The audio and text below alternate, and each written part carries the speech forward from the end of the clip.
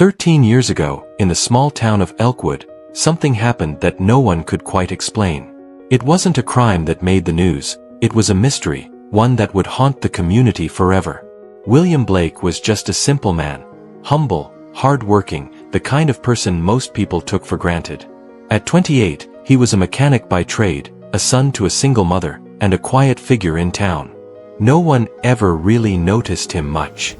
He wasn't wealthy or particularly charismatic, but he was kind. He worked long hours at the garage, fixed everyone's cars with a soft-spoken dedication, and never asked for more than he needed. The kind of person who blends into the background of life, unnoticed. But then, one fateful day, William disappeared. It was a cold, foggy morning when he went missing. His family, his mother, his best friend Sam, and the people who knew him, were the first to realize something was terribly wrong. His truck was left in the garage, his tools scattered across the floor as if he'd been interrupted mid-job. His house was empty, his phone gone. It was as if he had simply vanished into thin air. For the first few days, no one knew what had happened. Then, the police started asking questions. Was he running from something? Did he have enemies? Did he leave on purpose? Some thought he'd just abandoned his life, maybe even run off to escape something he couldn't face. But as weeks turned into months, the search faded. No one heard from William, and the town slowly moved on. His family, devastated but resigned, kept hoping for answers, yet none ever came. His mother, Eleanor, kept his room unchanged. She couldn't bear to touch anything, as if somehow his belongings would bring him back. And then, the unthinkable happened. William was spotted. In the woods. 13 years had passed. The town had changed, the faces had aged, but the memory of William Blake still lingered in the corners of Elkwood, especially for those who had known him best. His disappearance had left a hole in the community, a mystery that no one could solve. And then, one rainy evening, a call came in that would send shockwaves through the town. A man, barely recognizable, had been seen walking through the woods at the edge of Elkwood. He looked ragged, gaunt, and unkempt. No one could understand how he had survived so long. The police thought it was some stranger, maybe a drifter, but when the townspeople looked closer, they saw something familiar. It was William Blake. A crowd gathered at the edge of the woods. Eleanor was there, standing at the forefront, her heart racing. She had always believed her son would return, that somehow, somewhere, he was still alive. But seeing him now, after all these years, she couldn't comprehend the transformation. William had returned, but not the man he had been. He was changed, tattered clothes, wild hair, and eyes that held a deep sorrow. He was alive, yes, but there was something in his eyes that seemed distant. Almost as if the person standing there was no longer the man they once knew. The first thing William asked when he finally made it to the edge of the crowd was not for his family. It wasn't for his home or his old life. No, he only had one request. I need to speak to Carl Matthews. The name hit like a bombshell. Carl Matthews, the local mayor of Elkwood, a man who had built his wealth on the backs of people like William, the humble, unnoticed working class. Carl had always been arrogant, wealthy, and powerful, with an air of entitlement that made the town uneasy. He was the type of man who looked down on others, thinking that his success meant he was above the people around him. And William had been just another tool in Carl's world, an employee, a mechanic to fix his car, a man to be used and discarded. But now, William wanted to see him. The townspeople were shocked. Why Carl? Why not his family? Why the mayor, the man who had always treated him like he was beneath him? Eleanor's voice cracked as she called out to her son. William, why Carl? Why not me? Why not your home? But William didn't answer. His eyes were cold, his voice detached. I need to speak to Carl. As the police and the crowd began to murmur in confusion, William walked through them, a figure marked by the years he had spent in solitude. His face was gaunt, his body broken by years of hardship. Yet there was a strength in his steps, something that hinted at a hidden depth, something people had underestimated for years. Carl Matthews was nowhere to be found. But William knew where he was. The mayor's mansion, tucked away at the far end of town, surrounded by security and the trappings of wealth, was where Carl spent most of his time. He had always kept his distance from the common folk, sitting in his ivory tower, while people like William struggled to make ends meet. As William made his way to the mansion, memories flooded back. The times Carl had belittled him. The way he'd made William feel small, invisible, as if he didn't matter. Carl's arrogance had stung, but now, after everything, William had something Carl didn't: time. Time that had passed in isolation, in survival, and in the silence of the woods. And that time had changed him. When William reached Carl's mansion, he stood at the gates, staring up at the building that had once represented everything he had never been. Carl, the mayor, the man who had everything, had built his life on the exploitation of people like William. He had looked down on him, ignored him, and treated him like he was worth less than the dirt on his shoes. But now, the tables were about to turn. Carl Matthews emerged from the mansion, his face a picture of disbelief as he saw the man standing before him. William Blake. The man who had disappeared. The man who had been invisible. Now, standing tall, in front of the gates of the very empire Carl had built. "I want answers," William said, his voice low but steady.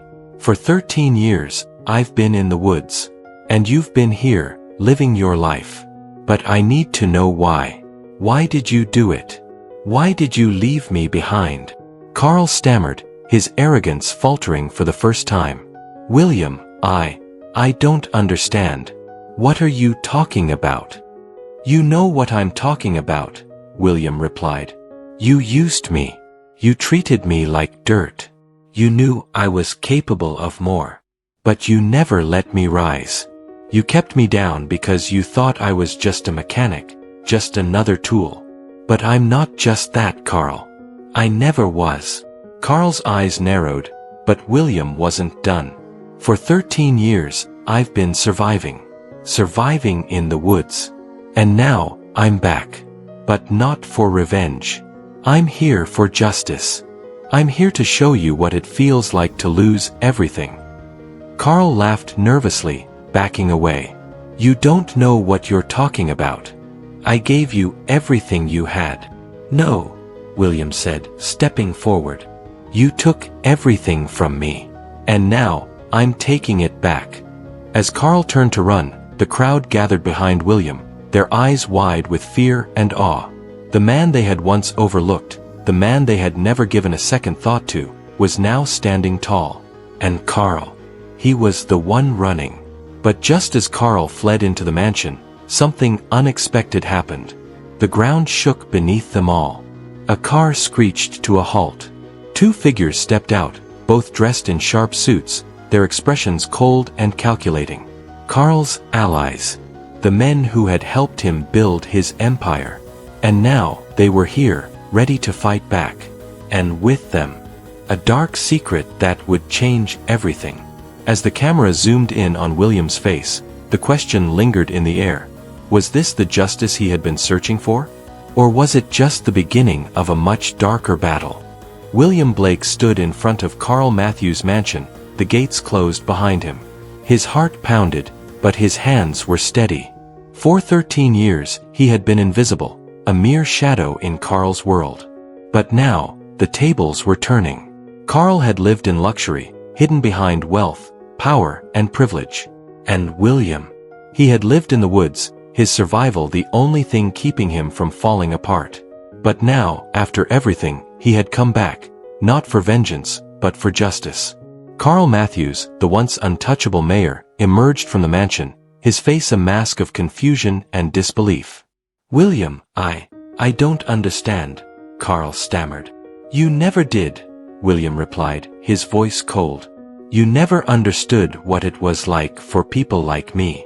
You treated me like a tool, something you could throw away once you were done with me. But not anymore. You're going to listen to what I have to say." Carl's eyes darted around. He was trapped, with nowhere to run. But instead of fear, a sickening sense of arrogance still lingered in his eyes. "I gave you a chance, William. I gave you a job. You should be grateful. Grateful, William repeated, his voice rising.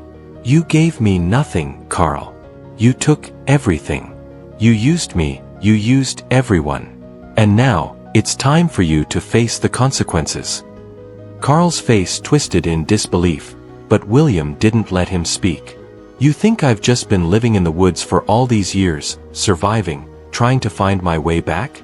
No. I've been preparing. Every moment in those woods, I learned.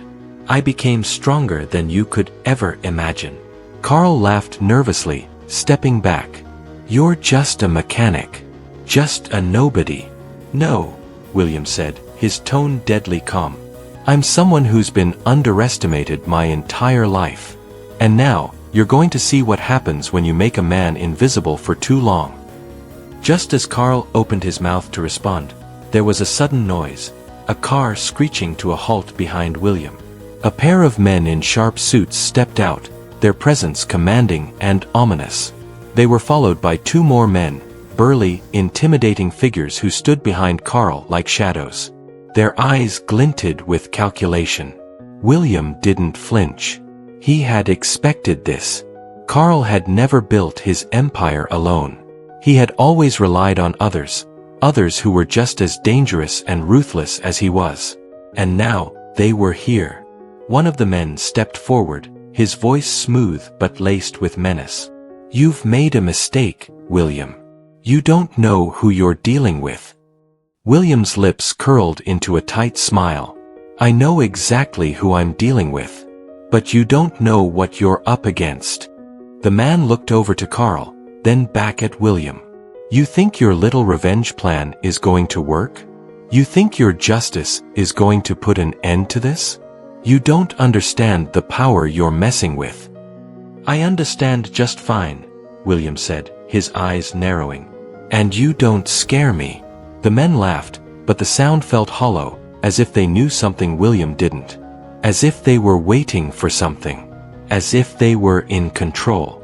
Carl stepped forward now, his voice barely above a whisper. You don't get it, do you?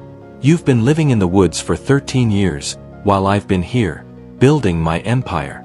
Do you know how much power I've got? Do you think your little stunt is going to take all that down? William didn't respond immediately. Instead, he reached into his jacket pocket, his fingers brushing the cool, hard surface of the envelope he had kept hidden for so long. The same envelope that had been the catalyst for everything. He pulled out the papers and handed them to Carl.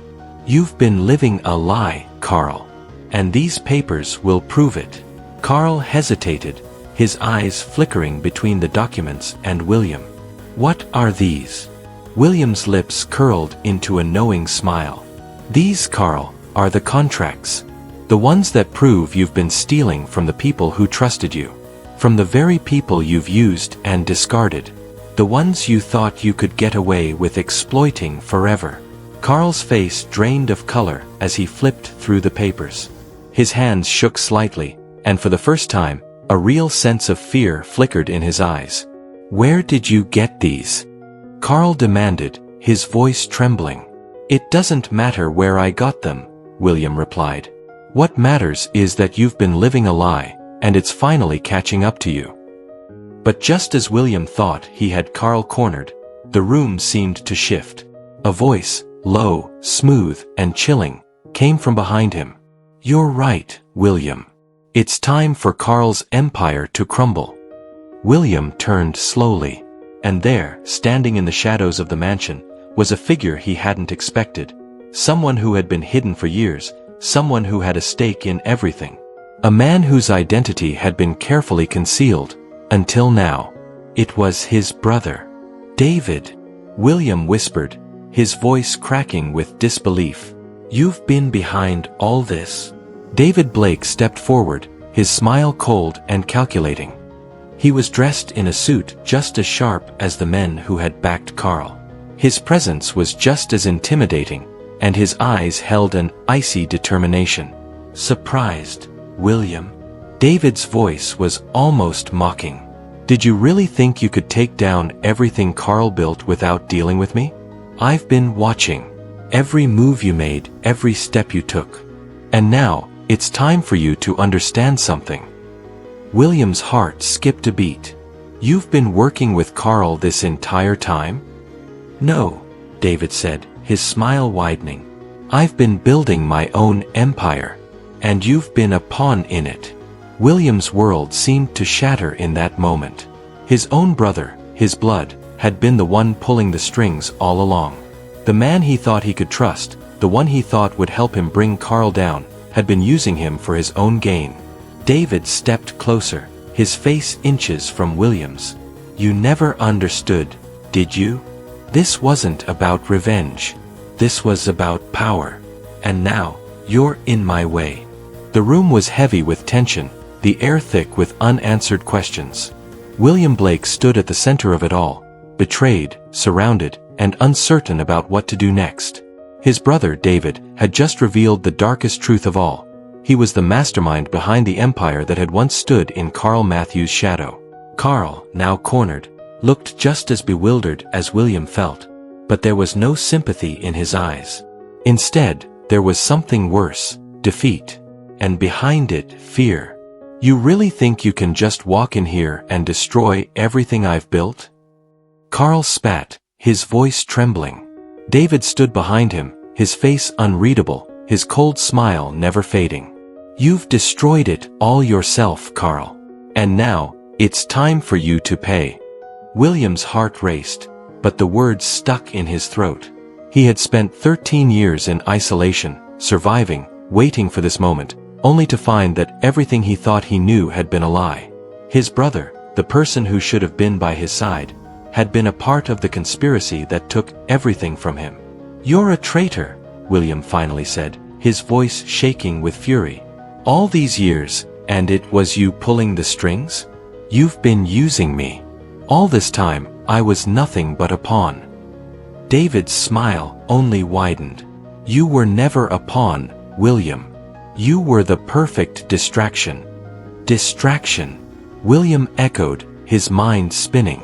David took a slow step forward, his hands in his pockets. You think you've been playing this game alone? You've been walking into my traps, doing exactly what I wanted. You think you found those papers on Carl by accident? Think again. I let you find them.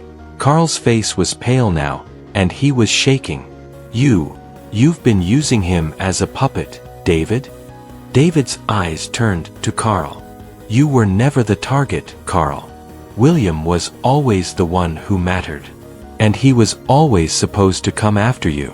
But now, it's bigger than both of. William's mind raced, trying to process the reality of what David had just admitted. His brother, the one person he had believed in, had manipulated him into this moment of revenge. But now, the game had changed. Now, William was no longer the tool. He was the threat. You wanted me to tear this place apart, didn't you? William said slowly, his voice steady. You wanted me to destroy Carl, to ruin his life.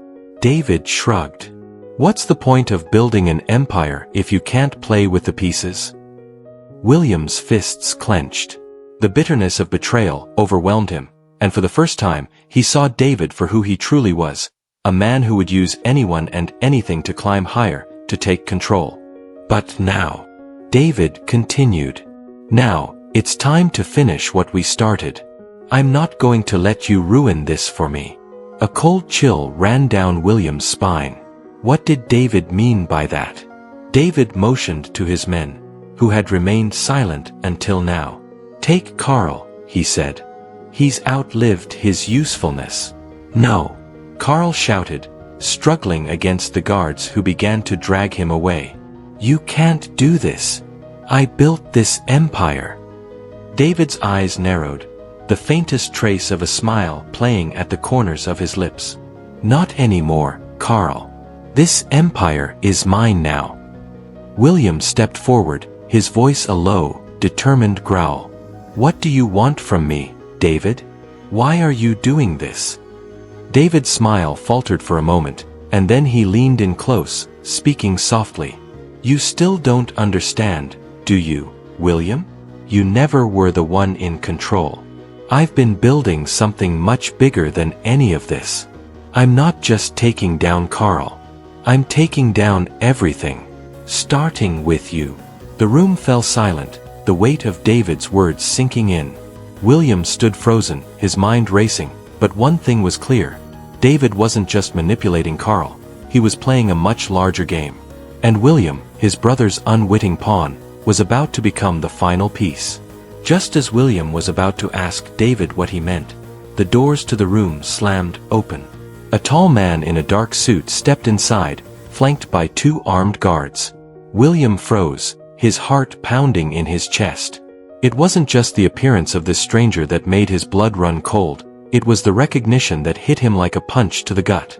The man was familiar. Too familiar. He had seen him in the woods. The same man who had followed him all those years ago. The one who had watched him from the shadows. The one who had made his survival a part of a much larger plan. "David," the man said, his voice smooth yet chilling. "We need to talk. It's time to take the next step." David turned, his expression faltering for just a second. "You shouldn't be here." But the man wasn't looking at David now. He was looking at William, his eyes cold and calculating. "You," the man said, pointing a finger at William. "You don't know what you've gotten yourself into." William's mind raced, his thoughts a blur. This was no longer just about Carl Matthews or his brother. This was something bigger. This was a game of power, wealth, and secrets that stretched far beyond the walls of this room. "Who are you?" William demanded, his voice hoarse. The man smiled slowly, a twisted glint in his eyes. "I'm the one who's been pulling the strings from the very beginning." William's knees buckled as the truth hit him. He was just a pawn in an even larger game, a game where no one, not even his brother, could be trusted. But just as the man stepped forward, the lights flickered. The sound of sirens wailed in the distance, growing louder. And then, everything went black. The room was now chaos. William had been standing there, trying to process the web of lies his brother, David, had spun around him, only for the ground to shift again when the man walked in. The man who had been watching him for years. The man whose face had haunted his memories, the one he thought was gone forever. The man, whose name William didn't even know, walked toward him, his cold eyes locking with William's. "You don't know, do you?" the man said softly, as though speaking to a child. William's chest tightened. He wanted to ask, "What don't I know? What's going on?" But before he could, the man continued. "You were never meant to find out. All this time you've been part of something far bigger than you could ever imagine." The room seemed to close in. William's heart raced, his thoughts a blur. The man's words echoed in his mind. "Bigger than you could ever imagine." "Who are you?" William demanded, but the man didn't answer right away. David, standing behind the man, seemed nervous. For the first time, the confident facade of his brother cracked. He cleared his throat and looked around the room at the men who had followed him. "Get him out of here," David said, a hint of panic in his voice. The man didn't move. William took a slow step forward, his anger growing. "No. I want to know what's happening. Why did you leave me in the woods? Why did you make me think I was just some pawn in your game?" David opened his mouth to respond, but the man cut him off. "Because," the man said, turning to David with cold disdain, "you didn't want him to know. You didn't want him to figure out what he was really capable of." William's confusion deepened. Capable of what? David's face paled. "Stop it, Damien. Don't. Don't what?" Damien shot back, his voice quiet but lethal. "The truth is already out, David. We're just here to clean up the mess you've made." William felt the ground beneath him slip away, but his eyes never left Damien. His stomach churned as the pieces began to fall into place. This man, this Damien, knew something about his life that he hadn't even known himself. David stepped closer to William, his face twisted with anger. "You still don't get it, do you? This is bigger than you, bigger than anything you've ever known." William's mind reeled. He wasn't sure what to believe anymore. Was he still the victim in this story? Or was he now part of a much larger, more dangerous game? David turned away, his hand trembling as he reached for his phone. The tension in the room grew as William took another step forward. "Who are you working with, David?" William asked, his voice shaking with a mixture of fear and fury. "Who else is involved in this? Tell me." But before David could respond, Damien's voice interrupted. "This has never been about revenge, William. You were never meant to be part of this. You were always the endgame." William's eyes widened. "What do you mean, the endgame?" Damien turned to him, his eyes cold and calculating. "You were never just a janitor, William. You were the key to everything. The reason we've been keeping you hidden all these years is because you." A sudden noise, like a bang, cut through the tension, but it wasn't coming from outside the room. It was coming from inside, from somewhere beneath their feet. A sharp, metallic sound, like the whirring of machinery starting up. Damien froze. His eyes widened with alarm, and for the first time, William saw the fear in his face. "What the hell was that?" William asked, his voice low, yet filled with dread. David looked up, his expression unreadable. "This wasn't supposed to happen," he whispered. Damien was already moving toward the door. "We have to leave. Now." But before they could even make it halfway, the lights flickered, and the door slammed shut behind them. The room plunged into darkness. Suddenly, a voice, deep, chilling, and too familiar, boomed from the darkness. "Did you really think you could just walk away from this?" William's heart skipped. He knew that voice. He knew it all too well. It was Carl Matthews. The room felt suffocating, the walls closing in as Carl's voice echoed, filling the space with the sound of someone who had no intention of backing down. "Carl," William whispered, the question barely audible. "How was he here? What was going on?" "I should have known you were involved, Carl," David said, his voice shaking with something between fear and anger. "You've been behind this from the beginning." Carl's figure emerged from the darkness, his face illuminated by the faint glow of an emergency light. But what shocked William more was the two men flanking him. They weren't just bodyguards. They were armed. Carl stepped forward, his smile cold and calculating. "I wasn't involved, David. But you've made a terrible mistake. You've underestimated not just me, but the people I've been working with." William's stomach churned. He realized then, with terrifying clarity, that this game wasn't just about revenge or power.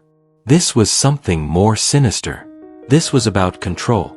Control over him, over everyone who had ever been part of Carl's world. David, finally realizing the gravity of the situation, turned to William, his face contorted in despair. "You're right. You never were just a pawn. But the truth is, you never really knew who you were. And now I can't protect you anymore." William's thoughts raced. What is happening? Who else is pulling the strings? Carl's voice broke through his confusion. "David, you've been a useful tool. But the game's over now. It's time to finish it." Suddenly, William was grabbed by the men who had surrounded him. Panic gripped his chest as he struggled, but it was futile. They were too strong. As they dragged William toward the door, he felt his head spin. He couldn't understand how everything had spiraled so far out of control. It felt like everything was crashing down at once. But then, something caught his eye. Something that made his heart stop. On the wall, a familiar symbol, a symbol he had seen only once before, was painted in crimson red. A symbol from his childhood. A symbol of the Carter family. And in that moment, William understood. This wasn't just about Carl or David. This wasn't even just about him. This was about something much bigger. A family secret he never knew existed. "Take him," Carl commanded. "And make sure he understands the truth. His legacy isn't just about survival. It's about the future." And with that, the door slammed shut. As they dragged William toward the door, he felt his head spin. He couldn't understand how everything had spiraled so far out of control. It felt like everything was crashing down at once. But then, something caught his eye. Something that made his heart stop. On the wall, a familiar symbol, a symbol he had seen only once before, was painted in crimson red. A symbol from his childhood. A symbol of the Carter family. And in that moment, William understood. This wasn't just about Carl or David. This wasn't even just about him. This was about something much bigger. A family secret he never knew existed. Take him, Carl commanded. And make sure he understands the truth. His legacy isn't just about survival. It's about the future. And with that, the door slammed shut.